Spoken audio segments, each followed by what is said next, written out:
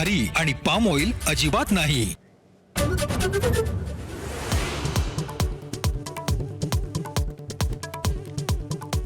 हातचलाखीनं महिलांना धमकावून शोषण केल्याची खरातची कबुली, सूत्रांची माहिती।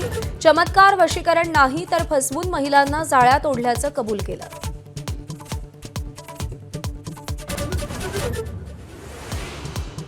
भोंदू अशोक खरात प्रकरणी एसआयटीच्या प्रमुख तेजस्वी सातपुते पत्रकार परिषद घेणार। चौकशीतल्या आणखी तपशील अधिकृतपणे समोर येण्याची शक्यता।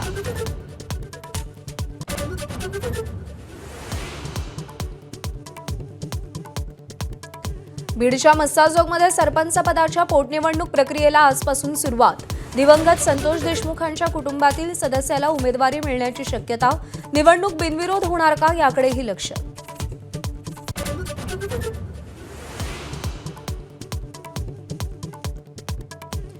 मुंबईमध्ये आज 2 मेट्रो मार्गिकांच्या पहिल्या टप्प्याचं लोकार्पण, तर ठाणे बोरिवली भुयारी मार्ग प्रकल्पाला सुरुवात। पॉट टॅक्सी प्रकल्पाचंही आज भूमिपूजन।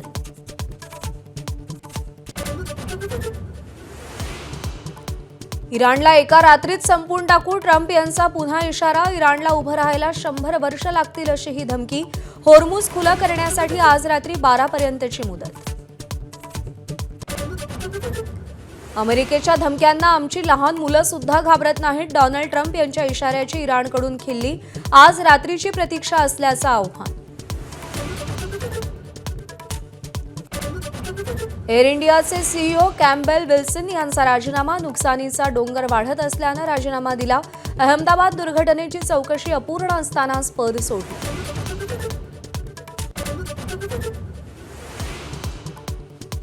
तमिळनाडूत पितापुत्रांच्या पोलीस कोठडीतल्या मृत्यू प्रकरणी 9 पोलिसांना फाशीची शिक्षा। मदुराईच्या सत्र न्यायालयाचा निर्णय। 3 पोलीस अधिकाऱ्यांचा समावेश।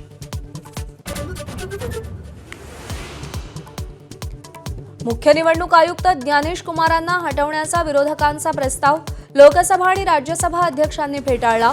लोकसभा अध्यक्षांनी स्वतःच्या अधिकारात प्रस्ताव नाकारला। Headlines brought to you by चितळेंची बाकरवडी, एकदम खास कारण चवीला भारी आणि पाम ऑइल अजिबात नाही। ब्रेकनंतर बुलेटिनमध्ये आपल्या सगळ्यांचं पुन्हा एकदा स्वागत। भोंदू बाबा अशोक खरात प्रकरणी एसआयटीच्या प्रमुख तेजस्वी सातपुते आज संध्याकाळी 5 वाजता पत्रकार परिषद घेणार आहेत। नाशिकमधील सरकारवाडा पोलीस ठाण्यात खरात विरोधात 10 पेक्षा जास्त गुन्हे दाखल करण्यात आलेत। महिलांचं लैंगिक शोषण, आर्थिक गैरव्यवहार तसंच इतर काळ्या कारनाम्यांचा तपास एसआयटीच्या माध्यमातून सुरू आहे।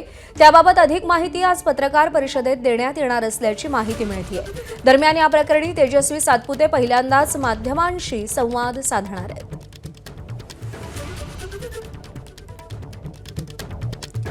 अशोक खरातच्या चौकशीमध्ये धक्कादायक माहिती समोर येते। चमत्कार आणि वशीकरण नाही तर हातचलाखीनं महिलांना धमकावल्याची तसंच शोषण केल्याची कबुली खरातनं दिल्याची सूत्रांनी माहिती दिली आहे। दुनिया झुकती है, झुकाना वाला चाहिए असं खरातनं म्हटलंय। ज्या गोष्टींना लोक चमत्कार आणि वशीकरण समजतात ती हातचलाखी असल्याचं खरातनं मान्य केलंय। महिलांना जाळ्यात ओढण्यासाठी वापरलेल्या ट्रिक्सला विज्ञानाचं नाव दिल्याचं समोर आलंय। या काळ्या कारनाम्यात खरातला अन्य कोणाची मदत होती का याचा तपासही आता सुरू आहे।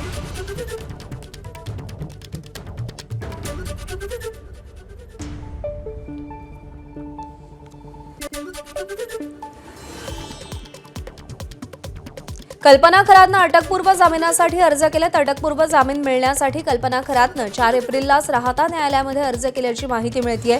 कल्पना खरात विरुद्ध शिर्डी पोलीस ठाण्यामध्ये गुन्हा दाखल करण्यात आलाय। शेतकऱ्याची फसवणूक आणि सावकारी प्रकरणात या भोंदूसह त्याच्या पत्नीवरही गुन्हा दाखल झालाय। त्यामुळे अटकपूर्व जामीन मिळवण्यासाठी तिनं वकिलामार्फत अर्ज दाखल केलाय। 10 एप्रिलला या अर्जावरती सुनावणी होणार असल्याची माहिती मिळतेय। अशोक खरात अटकेत असला तरी त्याची पत्नी कल्पना खरात मात्र अजूनही फरार आहे। तिच्या अटकेसाठी पोलिसांची 3 विशेष पथकं रवाना झाली आहेत। नाशिक, पुणे आणि अहिल्यानगर जिल्ह्यात या पथकांकडून कल्पना खरातचा शोध घेतला जातोय। खरातच्या पत्नीसह त्याचा मुलगा हर्षवर्धनही आता नॉट रिचेबल आहे। खरात प्रकरणातील आर्थिक व्यवहारांच्या चौकशीसाठी कल्पना खरातची अटक एसआयटी तपासासाठी महत्त्वाची ठरणार आहे। भोंदू अशोक खरातच्या मुलीची आज एसआयटी चौकशी होणार असल्याची माहिती सूत्रांनी दिली आहे। अशोक खरातची मुलगी तृप्ता बालाची आज चौकशी होणार आहे। मुलगी तृप्ता बालाच्या नावावर अशोक खरातनं कोट्यवधी रुपयांच्या जमिनी आणि स्थावर मालमत्ता खरेदी केल्याचं या तपासात समोर आलंय।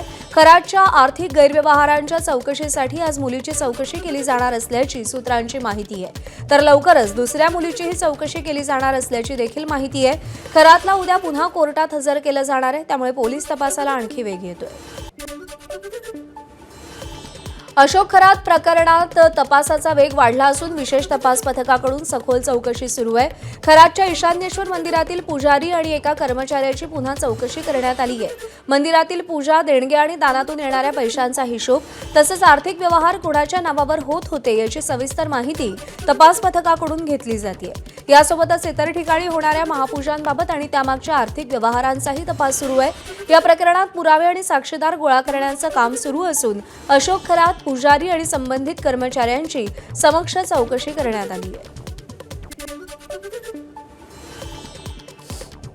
अनेक महिलांचं लैंगिक शोषण करणाऱ्या भोंदूबाबा अशोक खरातच्या अडचणीत मोठी वाढ झाली आहे। यापूर्वीच 13 गुन्हे दाखल असलेल्या अशोक खरात प्रकरणात आता ईडीनं एंट्री घेतली आहे। खरात विरोधात मनी लॉन्ड्रिंगचा गुन्हा दाखल झालाय। अशोक खरातवर केवळ अत्याचाराचे नाहीत तर फसवणूक करून कोट्यवधी रुपयांची मालमत्ता जमवल्याचेही गंभीर आरोप आहेत। ईडीनं आता या आर्थिक गैरव्यवहाराच्या मुळाशी जाण्याचा तपास सुरू केलाय। पोलिसांनी जमा केलेली सगळी कागदपत्र ईडीनं आपल्या ताब्यात घेतली असून खरातचं आर्थिक साम्राज्य नेमकं कसं उभं राहिलं याची चौकशी होणार आहे। ईडीच्या कचाट्यात अडकलेल्या अशोक खरातची आता चौकशी कशी होणार आहे, ग्राफिक्सच्या माध्यमातून आपण पाहूया। यूएई पर्यंत पोहोचलेल्या खरातच्या हवाला रॅकेटची चौकशी होणार आहे। बँक खाती आणि मालमत्तांचीही चौकशी होणार आहे। समता नागर पतसंस्थेसह 103हून अधिक बँक खात्यांमधील व्यवहारांची छाननी होणार आहे। 63 कोटीहून अधिक रक्कम खात्यांमधून फिरवल्याचा संशय आहे। अनेक खात्यांमध्ये खरात नॉमिनी आहे। पुण्यातील कोरेगाव पार्क परिसरातल्या 100 कोटींच्या मालमत्तांवरही ईडीचं लक्ष आहे। या मालमत्ता सीए प्रकाश पोफळेंच्या नावावर असल्याचाही दावा आहे, त्याचाही तपास केला जाणार आहे। 2024 मध्ये पोफळे यांनी 18 रो हाऊसेस आणि 49 गुंठे जमीन खरेदी केल्याची नोंद आहे। अधिकृत किंमत 19.56 कोटी असली तरी बाजार मूल्य 100 कोटीहून अधिक असल्याचा अंदाज आहे। काळा पैसा, कर चुकवेगिरी, बेनामी गुंतवणुकीत नाशिक, शिर्डी आणि सिन्नरच्या 52हून अधिक जमीन प्रकरणात चौकशी होणार आहे।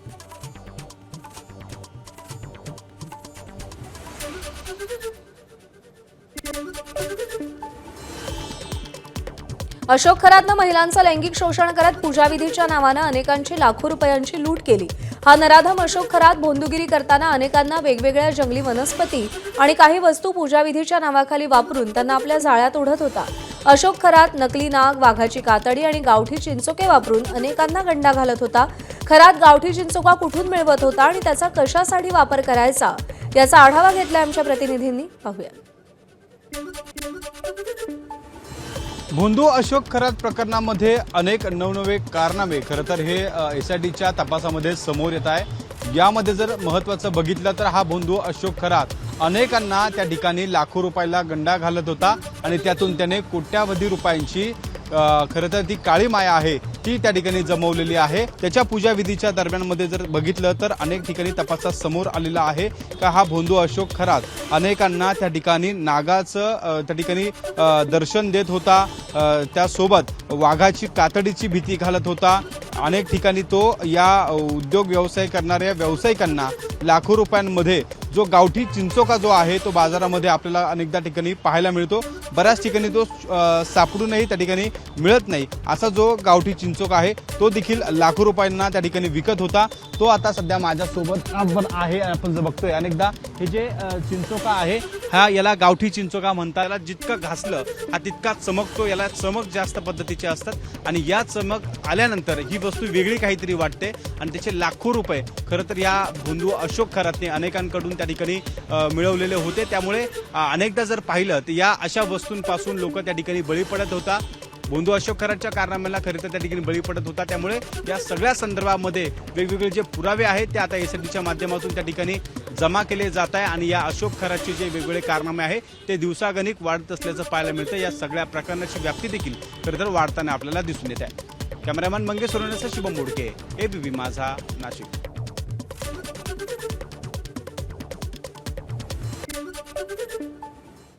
मुंबईतल्या मेट्रो 9चा दहिसर काशीगाव आणि मेट्रो 2B डायमंड गार्डन मंडाळे या दोन्ही टप्प्यांचं लोकार्पण आज सकाळी 11 वाजता मुख्यमंत्री देवेंद्र फडणवीस आणि दोन्ही उपमुख्यमंत्र्यांच्या हस्ते होणार आहे.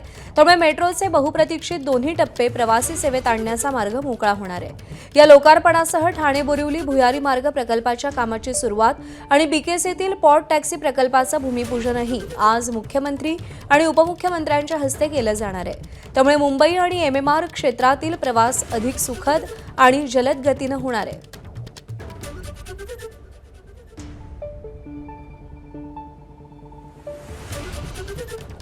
त्यामुळे आज मुंबईकरांच्या सेवेमध्ये मेट्रोचे 2 टप्पे रुजू होणार आहेत आणि त्याचं लोकार्पण आज सकाळी 11 वाजता मुख्यमंत्री देवेंद्र फडणवीस, उपमुख्यमंत्री एकनाथ शिंदे आणि सुनेत्रा पवार यांच्या हस्ते पार पडणार आहे.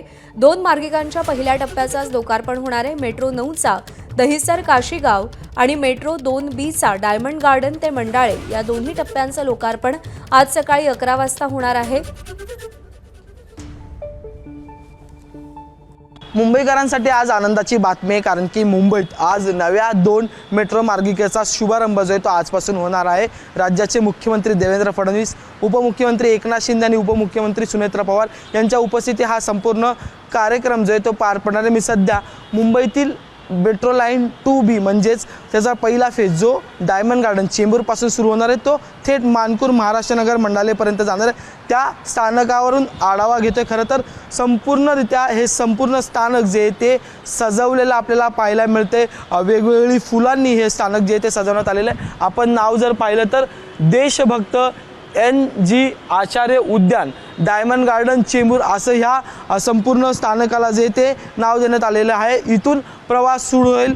पुढे छत्रपती शिवाजी महाराज चौक, त्याच्यानंतर मग देवनारच्या इथून पुढे गेल्यावर पुन्हा टेलिकॉमचा जो आहे तो स्टॉप असणार आहे आणि त्याच्यानंतर मग मानपूर आणि मग महाराष्ट्रनगर मंडाले असा जो आहे तो संपूर्ण प्रवास आपल्याला होताना पाहायला मिळेल. 5.58 किलोमीटर साधारणतः हा प्रवास असलेला आपल्याला पाहायला मिळेल. यंदा विशेष म्हणजे अत्याधुनिक पद्धतीने जे ते स्थानक उभारण्यात आलेलं आपल्याला पाहायला मिळत आहे. याआधी आपण जर पाहिलं तर थेट मेट्रो गाडी पळाटाला यायची आणि मग मेट्रोचे दरवाजे खुलायचे, पण जसं ॲक्वा लाईनमध्ये नव्या पद्धतीने दरवाजे बसवण्यात आले तसे आता ह्या मेट्रोला सुद्धा असणार आहे. त्याच्यात आपण जर पाहिलं तर पहिला असणारा स्थानकावरचा जो दरवाजा आहे तो खुलला जाईल आणि त्याच्यानंतर गाडीचे दरवाजे ते खुलतील आणि त्याच्यानंतर प्रवाशांना उतरता येईल किंवा चढता येईल. आणि त्याच पार्श्वभूमीवर आता ही मेट्रो जी आहे ती सज्ज झालेली आपल्याला पाहायला मिळते. व्हिडिओ जर्नलिस्ट रोहित कांबळेसह मी अजय माने, एबीपी माझा, मुंबई. मेट्रो 2B आणि मेट्रो 9 या 2 मार्गिकांच्या पहिल्या टप्प्याच्या लोकार्पणामुळे मुंबईकरांच्या सेवेमध्ये 2 आणखी मेट्रो रुजू होणार आहेत. मेट्रो 2B या मार्गिकेच्या पहिल्या टप्प्याचं काम पूर्ण होऊन 5 महिने, तर मेट्रो 9 या मार्गिकेच्या पहिल्या टप्प्याचं काम पूर्ण होऊन 2.5 महिने उलटलेत. या दोन्ही मार्गिकांवरचा पहिला टप्पा कसा आहे ग्राफिक्सच्या माध्यमातून पाहूया. मेट्रो 9 मार्गावरचा पहिला टप्पा आहे दहिसर, पांडुरंगवाडी, मीरागाव, काशीगाव. तर मेट्रो 2B मार्गावरचा पहिला टप्पा आहे मंडाळा, मानखुर्द, BSNL, शिवाजी चौक, डायमंड गार्डन.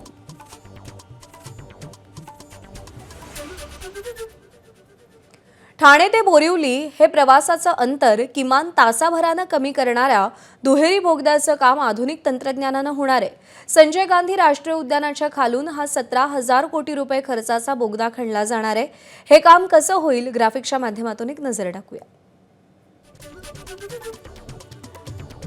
खनन कामासाठी शहरी भागातील आजवरच्या सर्वाधिक व्यासाच्या TBM यंत्राचा वापर केला जाईल. टनेल बोरिंग मशीन म्हणजेच TBMच्या मुख्य ड्रिलचा व्यास हा 13.44 मीटरचा असेल. बोगद्याचा व्यास असेल 12.89 मीटर. जर्मनीहून आणलेल्या 4 TBMचा वापर होणार आहे. हे TBM माती आणि खडकांना ओळखणाऱ्या सेन्सर्सनं सज्ज आहे. 10.25 किलोमीटर लांबीचा दुहेरी बोगदा, 300 मीटर अंतरावर क्रॉस पॅसेज आणि आधुनिक सुरक्षा यंत्रणा असेल.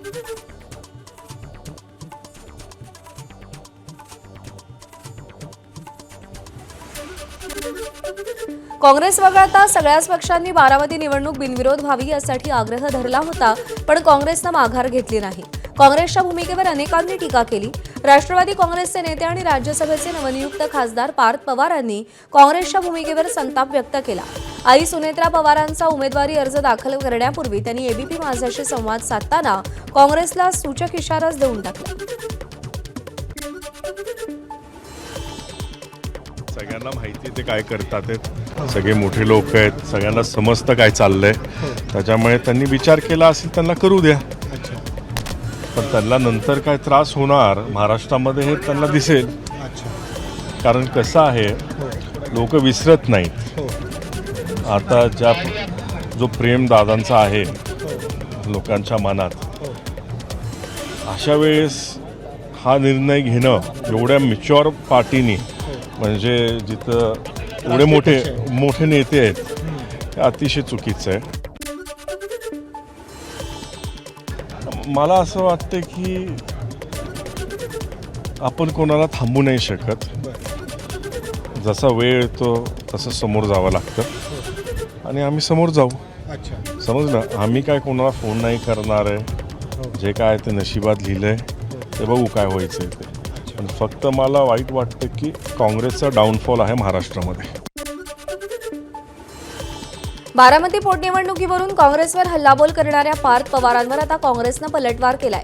महाशक्तीसमोर सरेंडर झालेल्या या कृतघ्न मुलानं काँग्रेस पक्षाबद्दल न बोललेलंच बरं राहील असं काँग्रेसनं सुनावलंय.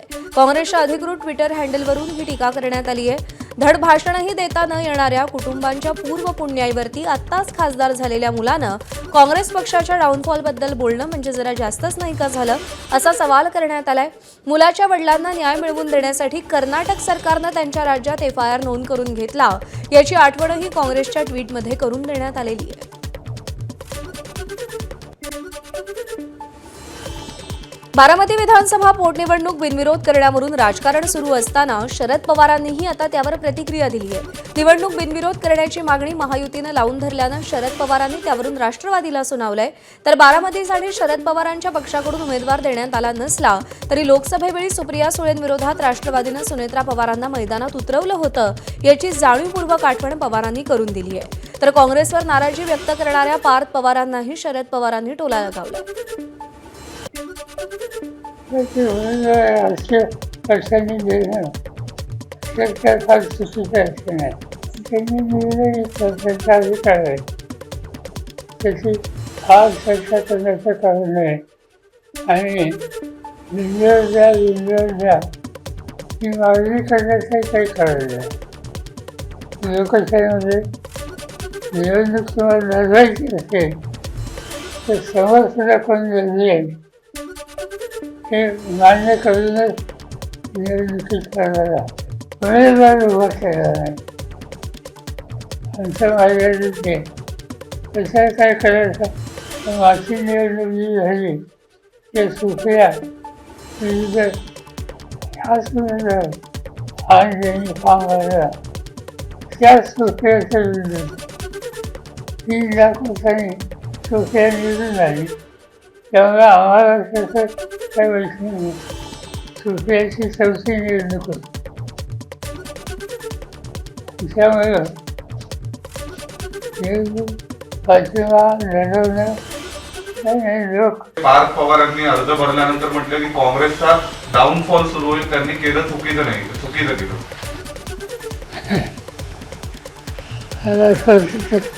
राजकारणामध्ये महत्त्वाची लढण्याचं शेतन करायला एक प्रकारची परिपक्वता लागते.